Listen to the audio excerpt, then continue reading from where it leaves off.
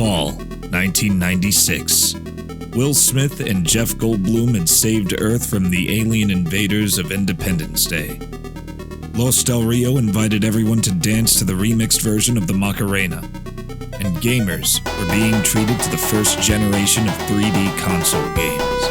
Titles such as Super Mario 64, Resident Evil, and Tomb Raider would go on to revolutionize the way we played video games forever. On November 9th of that same year, a 16-year-old high school junior had a vision for a website. He wanted to bring back the games of the past, a desire to play video games in a way that was not originally intended, when physical media and moving parts had failed. He wanted to bring emulation to the world and shout it from the rooftops. Join us for a look at the history of retro gaming emulation through the eyes of the founder of Zophar's domain. Before we even get into the whole nesticle speedrun contest stuff of the 90s, just wanted to give you a little bit of background on how I got into speedrunning in the first place and why the idea of contests that would allow players to show off how quickly they could beat a game was so appealing to me. So we'd have to go all the way back to 1996, same year as Zophar's domain was founded. So I had my Sega Saturn, and there was a game that came out called Shining Wisdom, which was published, translated by Working Designs. They were, pretty big back in the 90s when it came to translating and localizing RPGs for Sega consoles. And they had a contest where the grand prize winner, would get $10,000 if you beat the game the fastest time possible with the highest percentage of items gathered. So I said, oh, that sounds like fun. I could probably do that. So this is the Shining Wisdom game we're talking about here for the Sega Saturn, my original 1996 childhood copy. You can see right here, it says, win $10,000 right up here. And I was like, whoa, man, leet. Like, I want to win $10,000. That coupled with the fact that it had the Working Designs logo on it, I was like, I'm there. Prior to that, there was Lunar 2, Vi, and Popful for the Sega CD. I owned them all, loved all those games. So I was like, hey, I'm gonna buy this. So I played the game, and I managed to get 100%. In something like 21 or 22 hours. It was actually really terrible. And the reason that happened is because I left the game on overnight, didn't realize it was on, and then when I woke up the next day, I just kept playing it, not thinking of what I was doing, and when I got to the end and I realized I had never turned it off and reloaded the save, I was like, oh crap, I gotta do it again. So I tried to do it again, and the next time I got like a time of, had to be under 3 hours. It was really fast, but it was 99%. I missed an item and I couldn't figure out where the item was. So I just submitted both of them, and I ended up winning the contest for the runners-up, which was the top 100 runners-up would get a Shining Wisdom poster. So this is the poster that I won for being in the top 100 runners-up for fastest time with highest item completion in Shining Wisdom. They ended up accepting my 21, 22-hour horrible time because it was 100%. So apparently, even though there were people much, much, much faster, not everyone was able to get 100% of all the items. But I managed to do it. So ultimately, the grand prize winner of Shining Wisdom, $10,000 prize, was Mickey Shannon. And at the time on Working Design's website, they asked him a bunch of questions about, how's it feel to win, and what are you going to do with your $10,000? I think he said he was going to buy a few more RPGs and then put the rest towards college. And I always wondered what happened to Mickey Shannon after that. Like, did he go on to, do some more speedruns, or what did he end up doing? And I actually asked the question on X just a few hours before shooting because I just wanted to know, like, what happened to him? And it turns out, you ever hear of the websites LunarNET or maybe RPGFan? Well, guess what? Mickey Shannon founded both of those. LunarNET and RPGFan was created by Mickey Shannon in the late 90s after he won the Shining Wisdom contest. And those were both sites that I frequented, and they're both around today, and RPGFan in particular is constantly updated. So Mickey Shannon, congratulations again, my friend. I hope you enjoyed the $10,000. So many years removed from the emulation days of the 90s, someone on my Twitch stream had actually challenged me to attempt to get a world record in virtual Hydlide. They're like, hey, Zophar, no one has the world record for blah, blah category. So if you do it, you'll win by default. This is my original 1995 copy right here. As you can see, the case is completely destroyed.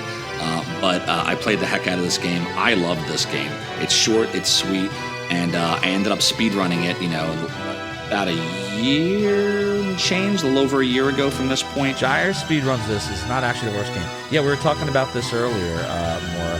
That, like, I would love to speedrun this one day if I ever did a speedrun. But Gyre kind of has us all locked up. I mean, what is his world record, like 39 minutes or something? No way! World record! What the f? He never moved! He never moved! We just did it!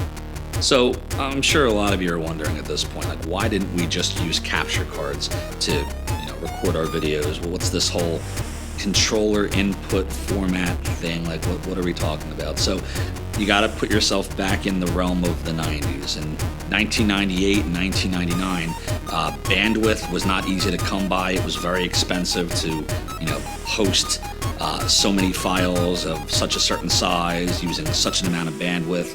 ISPs, internet service providers, would charge you per megabyte, per gigabyte of data. Like, it got very expensive. So what the Nesticle NSM format was it was a file that would start off with a save state. In other words, all of the contents of the Nintendo Entertainment System's RAM in memory, whatever the state of the game was, which would be at the beginning of the game, the state is saved.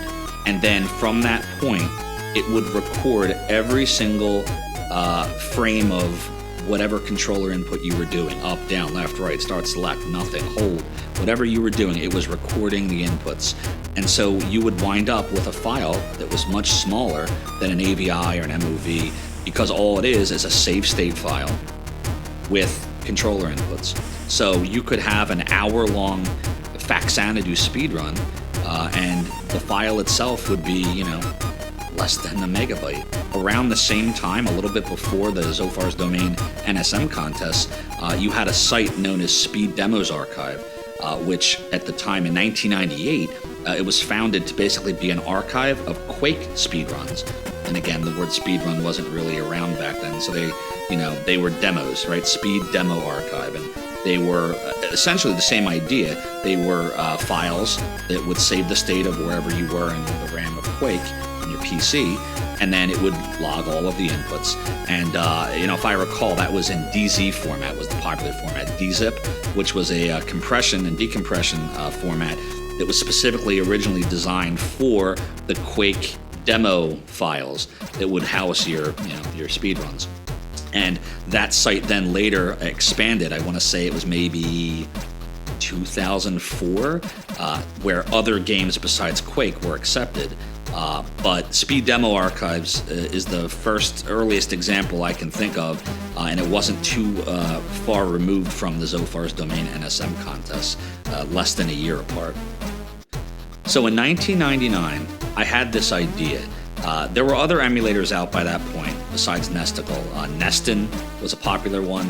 No Friendo. There were a whole bunch of Nintendo emulators that at that point had become more advanced than Nesticle. But only Nesticle had that really easy to use NSM format of recording movies, essentially, of your gameplay, of your game runs. So I said, why don't we have a contest? And again, remember, the word speedrun didn't really exist at that point that I was aware of. So I said, why don't we have a contest, thinking again back to 96 with the Shine and Wisdom contest. Why don't we have a contest, and we can maybe have this be like every month or every couple of months, where we challenge the Zophar's Domain emulation community to play a game as quickly as possible, and they could win prizes. The prizes were nothing huge, like one of them was like a check from Zophar. Another one was you could get Final Fantasy VII used, my old Final Fantasy VII PC game that came in the triangular box, if you remember that one.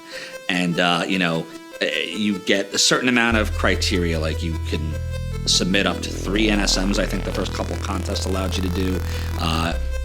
Really interestingly on this was that I frowned upon what I considered at the time cheating. I totally don't hold this view anymore, just to be clear. But back then, things like in Faxanadu, I would say, you can't do the go back to the king and get 1,500 gold multiple times, that's cheating. That was what I said, and that's how I felt in 1999. I totally don't feel that way now. In fact, I speedran Faxanadu before, and I'm not a world record holder there. There's far better people like, Bogle Dowdy and Shiner and Songbirder that are far, far more talented than me there. But, part of the speedrun strategy today is, glitches or exploits, and that's one of them, where if you get your gold down from 1,500 to 0, you can keep going back to the king and get a whole bunch of stuff. But again, like back then, I viewed that as cheating. The same with things like the Metroid door glitch, where you can go up or down levels if you keep, going down, up, down, up, down, up. All that stuff I viewed as cheating, and now you would just call it a glitchless would be the category. But again, I didn't know there was no speedrun.com. We didn't call it that. It was just beat the game as fast as you can and don't cheat. Don't use exploits, right? So we're talking about our ideas for the Zophar's Domain NSM contest, and on April 15th, 1999, I said, "So Alamone, check ZD about my NSM idea." 30 people emailed in, every single one positive. They all said they'd love it. And Alamone said, "NSM contest?" And I said, "It's the perfect way to get awesome NSMs. Imagine seeing Zelda 1 and 2, games like that." And, we talked about what the prizes would be. Alamone suggested a stale lollipop from his basement because we didn't have any money. So I said, I'll offer like $10 prizes or something. Alamone then suggested, "Hey, Zophar, someone did beat Zelda without a sword." Anybody remember the whole no sword Zelda run? That started back then. So when Alamone told me that someone had beaten Legend of Zelda without a sword, I thought, oh wow, we gotta check this out. And Alamone had a script that he used to parse through the files, so up it went onto the NSM archive. And this gentleman by the name of Scott Conrad VanderWoude essentially had multiple versions of him beating the Legend of Zelda without a sword for the different versions of Nesticle that would come out, because sometimes the CPU core, the timing would change, and it would render all previous NSMs or save states completely useless, because what would happen is they would desync or they wouldn't load in the right spot due to those timing differences. So I'm sitting here thinking, there's no way he's getting to Ganon without a sword. I mean, I played this game, it took me months to beat it when I was 8. I mean, they take you to the very first screen, and going north into the cave, you get the whole, it's dangerous to go alone, take this. Like, they're begging you to take the sword. And so here he is in the first frames of the run. He goes up to the old man, and then he's like, "Haha, I'm not taking that sword, you jerk." And he proceeds to do something that I had no idea was possible, which is go through the entire game, going through all the levels, collecting nearly all the items to the point at which he reaches Ganon and doesn't actually finish the game, because it turns out you can't beat Ganon without a sword. That's the kicker. But you can get all the way up to Ganon without a sword. You require at least the white sword to be able to damage him. So he employs some interesting techniques to get more rupees in the game. For example, he'll go play the money-making game, and every time he wins, he'll save, and every time he loses, he'll retry with the whole, second controller reset save trick. And, he'll do interesting things when he's fighting enemies, like he'll try to take out multiple Pols voices maybe with one arrow. Sometimes it worked out, sometimes it didn't. He would get really creative with the wand and, trying to hit multiple enemies with the fire that would come out of it when he got the book. But ultimately, after he got all the way up to Ganon, he goes back for his medicine, he grabs the blue ring, and he destroys Ganon with the white sword and a perfectly shot arrow. I always thought it was kind of funny how he left exactly 1 rupee to do it. Show off. But ultimately, he does save Hyrule, and peace returns to the land. The end. And so we're trying to figure out, is the NSM format the right format for this contest? And Alamone said that, they would work well. They don't desync like ZSTs, which I think he meant ZMVs, the ZSNS movie format. So I said, Alamone, okay, so for the contest, we should start ASAP. What should we do for the first contest? And there were a whole bunch of different ideas. Ray J said Mega Man 1 through 6. Some people, I thought maybe Legend of Zelda Quest 1 would be a good idea. And Alamone goes, hell, I'm not verifying the entries. And I said, there's not going to be any cheating. You can't use any Game Genie codes or anything like that. how would we verify them is what Alamone asked. Remember, Alamone was the save state and movie archive maintainer at the time. So I said, you watch it from the beginning and you'll know if they cheat. And he said, gah, I'm not going to watch through all these dumb movies. so, you know, and now, of course, you could very easily, you know, it's much easier to verify this stuff, but you know, there wasn't a lot of options in terms of fast forwarding and that kind of stuff at that point. So I said, oh, you know, maybe we'll just have a timer or something, or just, you know, look at this file size. And so we're sitting here just trying to figure out what would make the most sense. So ultimately, we decided on Metroid. Metroid is a game that was one of the first Nintendo games I actually ever played, besides Super Mario Bros. Duck Hunt and Legend of Kage, which I used to think was Legend of Cage, by the way. That's how I used to pronounce it. But in any case, Metroid was the third video game for Nintendo that I ever owned and ever played back in 1988. My mom got it at a Sears catalog purchase. And, you know, I had never beaten that game without cheating up until that point. I had always used the Justin Bailey code or Narpus sword. So I wanted to see someone beat that game as quickly as possible. And so that's what we chose. Ultimately, Blazemore, who's still around today, by the way, Blazemore actually won that contest. And then we had a few others after that. We had Castlevania 2 as our second contest, which I actually have right over here. This is another game that I absolutely loved as a kid. I personally think that Castlevania 2 is the best Castlevania. This game sucks. I know a lot of people, you know, think this is kind of the dark horse of the Castlevania series, but I loved it. I thought it was a great game, very well done, very different from most of the others, and I think it set the stage for what was to come with the Metroidvania series. And this is a game that I had beaten, but I wanted to see how quickly someone could do this. So that was the second contest, and that was ultimately won by Chris Sand. I actually have right here, Chris's time was 47 minutes and 56 seconds, and Blazemore's time for Metroid for fastest time was 42 minutes and 50 seconds. So I can tell you that the competition at this point was pretty fierce amongst the speedrunners. And in one particular one, Ghosts and Goblins, because that is a notoriously difficult game to beat. I actually myself completed it for the first time just a couple of months ago after much rage and screaming and throwing controllers, but I finally did manage to beat it. But back then, the concept of me beating that game was just, I knew there was no chance. So I wanted to see someone, talent that could actually do it. So the competition was really fierce, and when I announced the winner of Ghosts and Goblins, on IRC, there was a lot of debate about it. So in August of 1999, we have Pibman, who had submitted an NSM. And Pibman says, "Oh man, this is total BS. Take a look at the G&G thing." And I said, "Pibman, what's wrong?" He said, "And then look at mine." And I said, "What's wrong?" He said, "Nothing. I didn't win fair." And I said, "You didn't win fair?" And Pibman says, No. Take a look at it if you get a chance. I lost one life, so I didn't win fair and square. But take a look at mine just to see what a man who's had the game since 1986 can do." And I said, "Well, you lost a life and he didn't, so..." And Pibman said, "Oh, well, I'll win the next contest." So close to, if only I hadn't gotten cocky and shot that red devil. I didn't need to. It was pretty crazy, the competition, and people were really into it. And there were a lot of great submissions, but in the end, there can be only one, right? The fourth contest was Faxanadu. This is my all-time favorite Nintendo game. I think this game is a masterpiece, great action RPG. A lot of people haven't heard of it, but highly recommend if you're into retro, pick this up. This game is so worth it. And the soundtrack's absolutely haunting.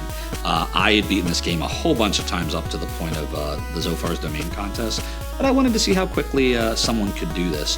So, we had that contest, and ultimately it was Boars that won that one. And then the final contest we ever did was for Solstice.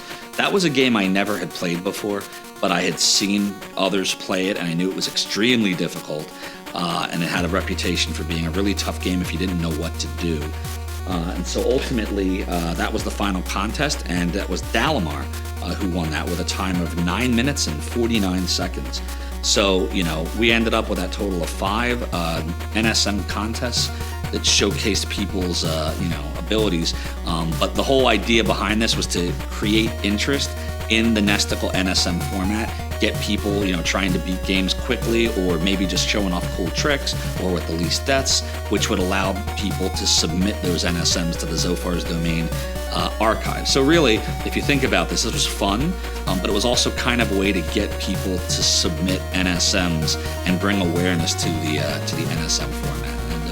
And I'm proud of that archive of what we accomplished there. It grew. We have to this day on Zophar's domain, there's a lot of NSM files there that, even though you wouldn't necessarily consider them world record speedruns at this point, there's far faster and better times now on much more accurate emulators or on original hardware.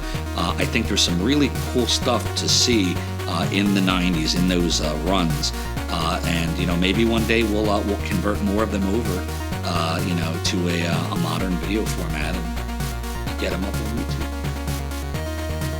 So ultimately, the Nesticle NSM format went the way of the dodo. It obsoleted because effectively computer speeds got faster, so you were able to use capture cards without worrying about processor usage being bogged down. In addition to the fact that more server space was available, more bandwidth was available. You didn't have to worry about paying astronomical costs for now what would be considered tiny amounts of broadband being used. And ultimately, people switched over. Speed Demos Archive, started just accepting, actual movies of things. And then ultimately, Speedrun.com got really popular, and now people just have Twitch streams or YouTube videos of their speedruns. So the Nesticle format is no longer necessary, but it was a really cool moment in time where we had a problem: server space, bandwidth, processor usage, and it was a really creative way of coming up with a solution to that problem. So at the time we were doing the Zophar's domain NSM contests, the concept of TASes, or tool-assisted speedruns, wasn't really a thing that was talked about. I didn't even know what a TAS was at that point. No one called them that.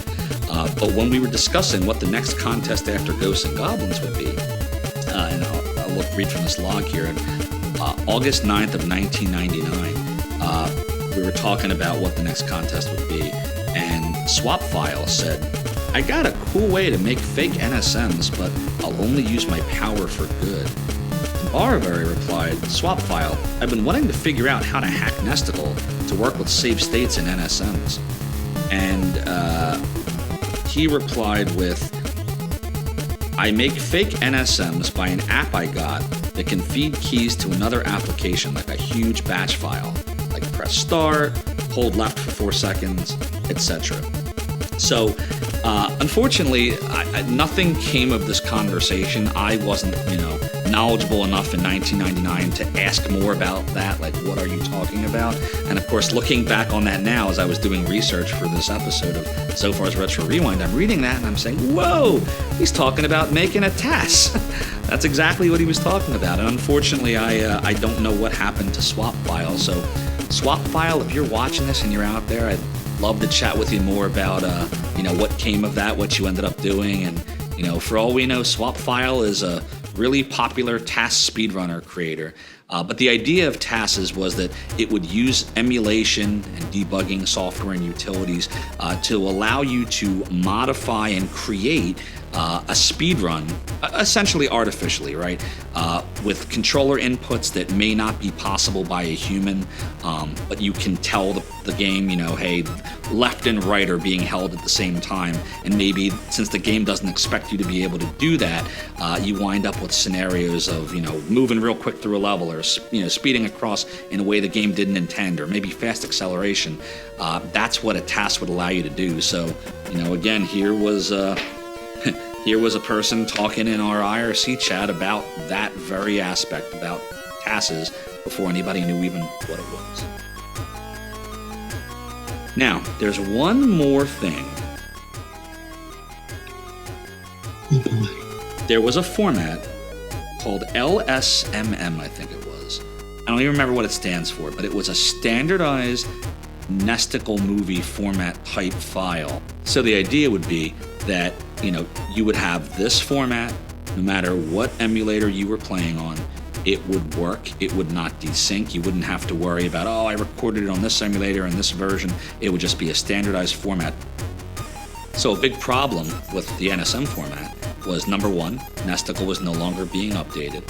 1998 was the last release, and Nintendo emulators had come a long way since then. More mappers were being supported, graphical glitches were being worked out, timing was changing, and Nesticle was kind of left out to dry. And you had all these NSMs. What are you going to do with them now? And what are you going to continue to record them on an old emulator that's not updated anymore? So this was an attempt to find a solution to that problem by saying, hey, this is the format we're going to support, and all the emulators are going to start supporting this, and we won't have to worry about, what version did you record it on. Even with our own contests to this day, if you want to watch those speedruns in Nesticle, 1, 2, 3, and 5, you have to use x.xx. Yes, that was a version number from Nesticle. And then the fourth speedrun, which is Faxanadu, you had to use version 0.42. If you don't do that, at some point the speedrun will desync, like if you try to use Faxanadu on a different version, and the game will you'll be like, why is the dude just sitting there? Why is the game paused? Or wait, he died. What's happening? So this was supposed to be the solve to that. But unfortunately, it never really took off. I'm not really sure why. Alamone was the one who worked this out with the No Friendo emulator author, and I don't have an answer for him. Has Zophar retired from speedrunning? I would not say that I've retired from speedrunning. I absolutely have taken a little bit of a break, but virtual Hydlide continues to call my name. I can't stay away from it. There's still 3 more categories out of 8 that I don't hold that I would love to keep trying to take a crack at as time permits. And I know the Faxanadu speedrunning community continues to ask me to this day if I'll start speedrunning it again. I don't have talent, by the way, just to be clear. The reason I hold world records in virtual Hydlide is because there's only a few of us that run that game, because it's a very different kind of game. Faxanadu has far, far more talented runners than myself. But I would like to get back to that, and maybe some other games too. Again, I do it for fun. I don't consider myself a speedrunner. But I definitely would not say that you've seen the last of Zophar's speedrunning domain. Next time on Zophar's Retro Rewind.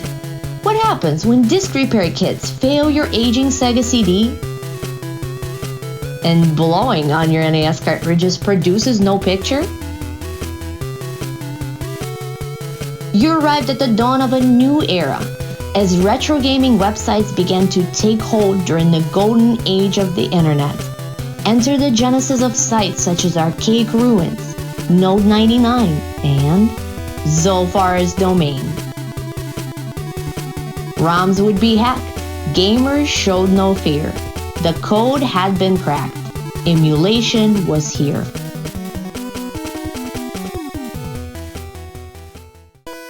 So I was funky.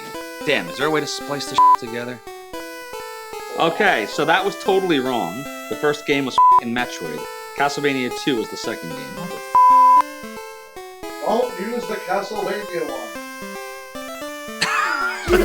You took too fucking long, now I forget everything. By just recording the state of the game in memory when you start the movie. So in other words, you would take a save state. Stop. So ultimately, we decided on the Metroid. The idea was NSM format would let you. I don't like that. We're gonna have a fun time splicing this together. Sorry, I'm being so disjointed here. We might decide to pull some of it. And there were a lot of great submissions, but in the end, there can be only one. Just content, right? Content, see what works, throw it in, and then we can triple it. If I say the wrong here, I will look dumb. Should I be recording this now? I'm actually talking. Can we start, please?